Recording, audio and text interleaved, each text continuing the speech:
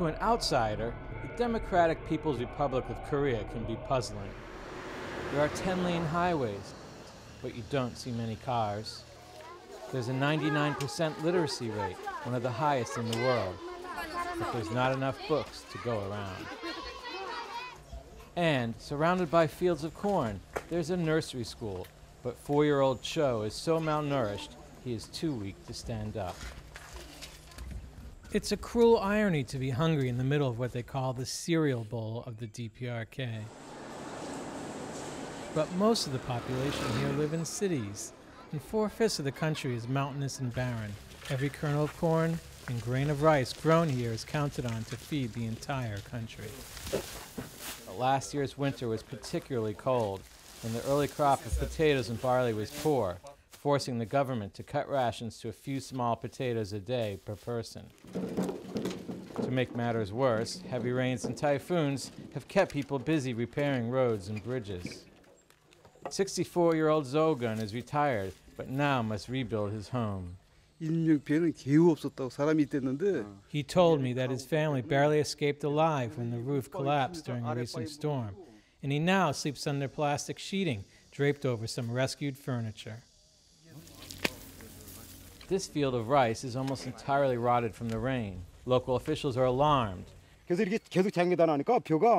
say in Cheongdong province, almost 60% of the rice crop has been lost. The flooding and cold winter is hitting the most vulnerable the hardest. The number of malnourished children being admitted to the Haeju Pediatric Hospital has increased by 1/2. Polluted water has brought on diarrhea and skin disease. But even in the best of times, the DPRK struggles to feed itself. These boys are 16 but look half their age. It's the knock-on effect of chronic hunger. The children are kind of listless. They are not bouncy. They are not as curious as you would expect children to be. And all of these shows that they're just really a little behind in their cognitive development. It's a long story of suffering. These 7-year-olds are staying indoors today. They are too weak to play outside. They will receive an extra meal, but it's not enough. The World Food Program supplies soy to the school, but it's running out.